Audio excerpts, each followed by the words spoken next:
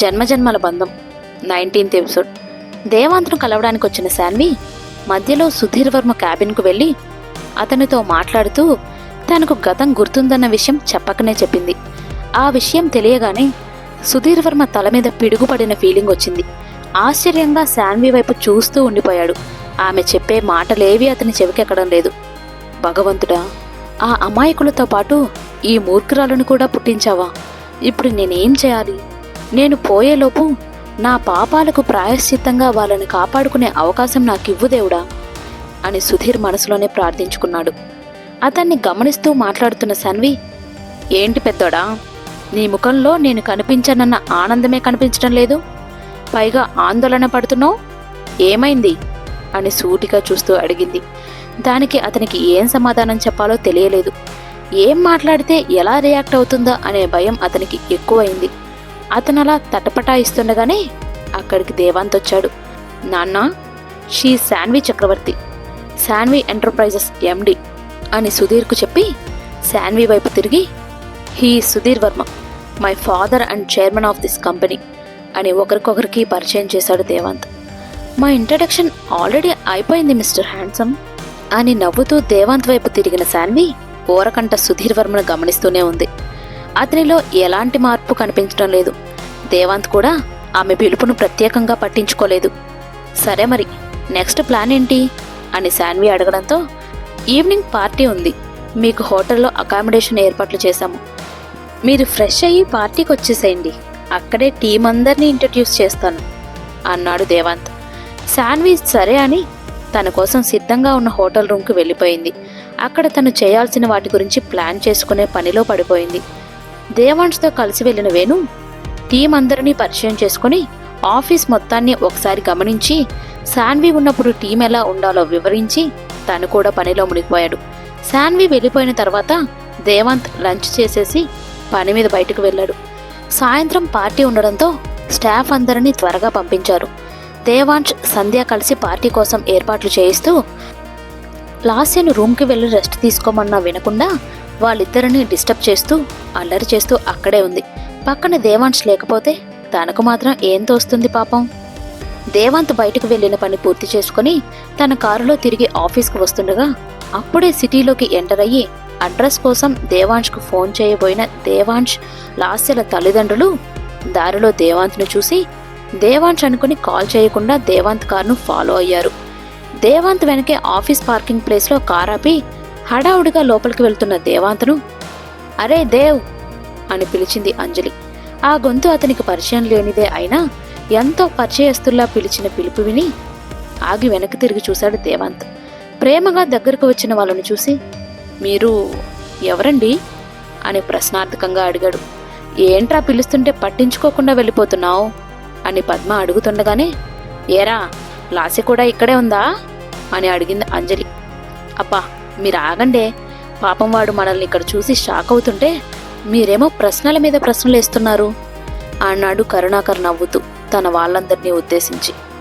వాళ్ళ ఆత్రం కూడా అలానే ఉందిలే బావా అని నవ్వాడు వరప్రసాద్.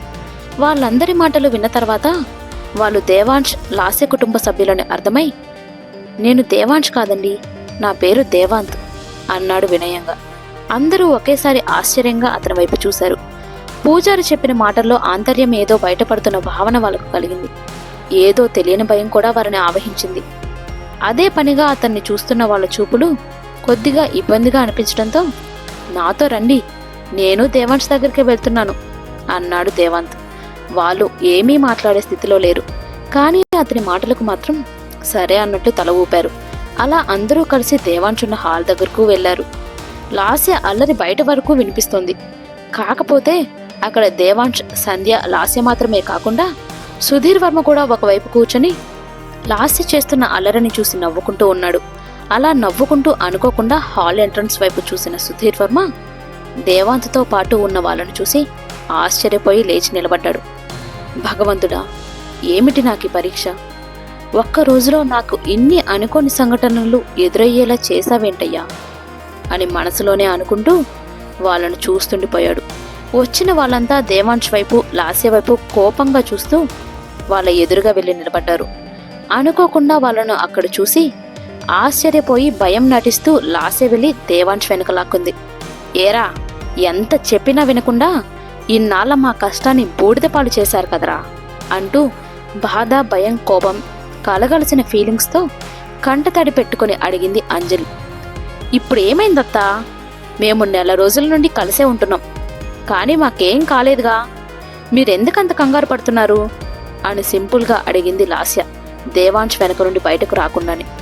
పద్మ వెంటనే కోపంగా వెళ్ళి లాస్య చెంప మీద కొట్టి, ఏమే, మా సెంటిమెంట్స్ మీకు ఆటల్లా ఉన్నాయా అంటూ ఏడుస్తూనే లాస్యను దగ్గరకు తీసుకుంది. అంతా చూస్తున్న సుధీర్ వర్మ, దేవాంత్ ఆశ్చర్యపోయారు. కానీ సుధీర్ వర్మకు మాత్రం విషయం ముందుగానే అర్థమైంది.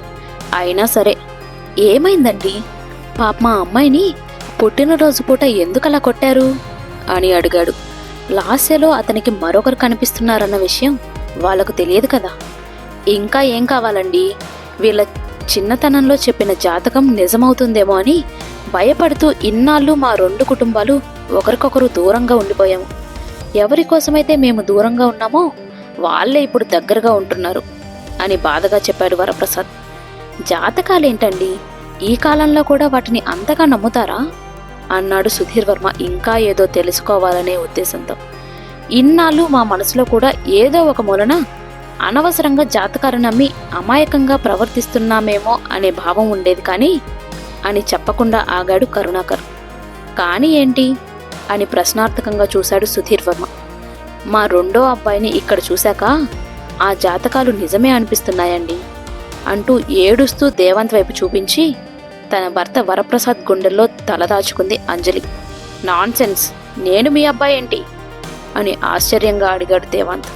లాస్య, దేవాంశ్ పరిస్థితి కూడా అలానే ఉంది. అంటే మీకు మీ బిడ్డ బ్రతికే ఉన్నట్లు ముందే తెలుసా అని తడబడుతూ అడిగాడు సుధీర్ వర్మ. నాన్నా అని పెద్దగా పిలిచాడు దేవాంత్. ఆ పిలుపులోనే ఎన్నో ప్రశ్నలు దాగున్నాయి. సుధీర్ వర్మ అపరాధ భావంతో మౌనంగా నిలబడిపోయాడు. తను సుధీర్ వర్మ సొంత కొడుకు కాదన్న విషయం దేవాంత్కు మింగుడు పడలేదు. తండ్రి మాట మెదపకపోవడంతో ఒక్కసారిగా దుఃఖం ముంచుకొచ్చి, నాన్నా అంటూ సుధీర్ వైపు చూశాడు దేవాంత్. అవును అన్నట్లు తల ఊపి అపరాధ భావంతో దేవాంత్ కళ్ళలోకి చూడలేక తలదించుకున్నాడు సుధీర్ వర్మ. అతనిని చూస్తుంటే దేవాంత్కే కాదు, అక్కడ ఉన్న అందరికీ మనసు పిండేసినట్లు అనిపించింది. సారీ అండి, జరిగిపోయింది తలుచుకుని బాధపడడానికో మిమ్మల్ని బాధపట్టడానికో, చిన్నప్పుడే దూరమైన బిడ్డను మళ్ళీ తీసుకెళ్లడానికో మేమిక్కడికి రాలేదు.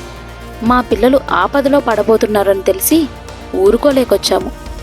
వాడు బ్రతికే ఉన్నాడని మా లాస్య పుట్టే వరకు మాకు కూడా తెలియదు.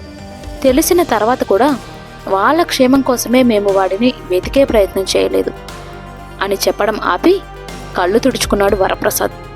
పిల్లల క్షేమం కోసం ఒక బిడ్డను దూరం చేసుకోవడానికి వెనకాడని ప్రేమ ఆ తండ్రిది.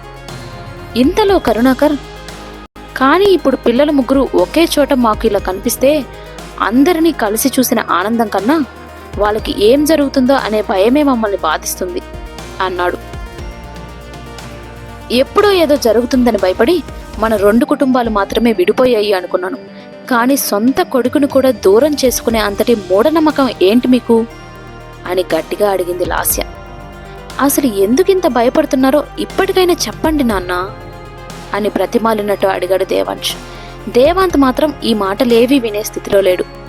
ఎప్పుడైతే తనకు కళ్ళలో పెట్టుకుని పెంచుకున్నవారు తమ సొంత తల్లిదండ్రుల కారని తెలిసిందో ఆ క్షణమే అతడి మెదడు పనిచేయడం ఆగిపోయింది.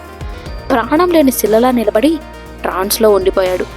కన్నవాళ్ళు ఎదురయ్యారని సంతోషపడాలో, ఇన్నాళ్ళు తనే లోకంగా బ్రతికిన వాళ్ళు తన వాళ్ళు కాదని బాధపడాలో తెలియలేదు అతనికి. అంజలి, పద్మ మాత్రం మోగబోయి చూస్తున్నారు.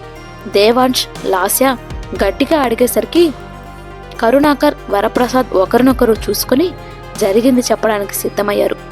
కానీ ఇంతలో ముందుకొచ్చిన సుధీర్ వర్మ అతని గతం చెప్పడం మొదలుపెట్టాడు.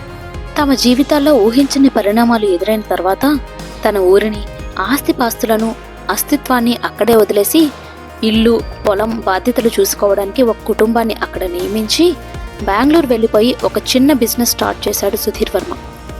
అక్కడే అతని దగ్గర ఉద్యోగానికి జాయిన్ అయింది అరుణ. సున్నితమైన మనసు గల అరుణతో తన జీవితానికి అవసరమైన తోడును వెతుక్కున్నాడు సుధీర్ వర్మ. ఆమె అనాథని తెలియడంతో వాళ్ళిద్దరూ ఒకరినొకరు తోడై కొత్త జీవితాన్ని ప్రారంభించారు. సుమారుగా పెళ్ళైన 7 ఏళ్ల తర్వాత ఆమె 4వసారి గర్భవతి అయింది.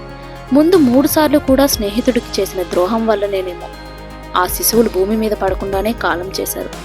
అలా ఒకరోజు సుధీర్ వర్మ తన భార్య అరుణ పెరిగిన అనాథాశ్రమంలో ఆమెతో పాటే కలిసి పెరిగిన అమ్మాయి పెళ్లిని రిస్క్ అని తెలిసిన భార్య కోరిక మేరకు 8వ నెల గర్భంతో ఉన్న అరుణని తీసుకుని పెళ్లికి వెళ్ళాడు. పెళ్ళైపోయి తిరిగి వస్తుండగా మార్గమధ్యలో అలసిపోయినందువల్లనేనేమో అరుణ వెన్నులో నొప్పి మొదలైంది. అది చిన్నగా పొత్తి కడుపు వరకు పాకి భరించలేనంతగా ఎక్కువైంది. ఏమి చేయాలో పాలుపోని సుధీర్ వర్మ వెంటనే పక్కనే ఉన్న చిన్న పట్నం లాంటి గ్రామంలోకి వెళ్ళి ఏదోలా తంటాలు పడి ఒక హాస్పిటల్కి చేరుకున్నారు. కానీ డాక్టర్ అరుణని పరిశీలించే సమయానికి ఆమె నొప్పి తట్టుకోలేక స్పృహ కోల్పోయింది. ఆమె పరిస్థితి చూసిన డాక్టర్, ఉమ్మనీరు పూర్తిగా పడిపోయాయండి, పైగా ఈమె స్పృహలో కూడా లేదు కాబట్టి వెంటనే ఈమెకి ఆపరేషన్ చేసి బిడ్డను బయటికి తీయాలి, లేకపోతే తల్లి బిడ్డ ఇద్దరికీ ప్రమాదమే అని చెప్పింది. ఎంత ఖర్చైనా పర్వాలేదు డాక్టర్, నా భార్యను కాపాడండి అన్నాడు సుధీర్ వర్మ చేతులు జోడించి. ఇక గర్భవతిగా ఉన్న అరుణ పరిస్థితి ఏంటి? ఆమె కడుపులో ఉన్న బిడ్డ బ్రతుకుతాడా? తెలుసుకోవాలంటే నెక్స్ట్ ఎపిసోడ్ కోసం ఎదురు చూడండి. మా ఈ స్టోరీ మీకు నచ్చినట్టయితే ప్లీజ్ లైక్ చేయండి. అలాగే మరికొన్ని ఇంట్రెస్టింగ్ ఎపిసోడ్స్ కోసం సబ్స్క్రైబ్ చేసుకోండి. Thank you.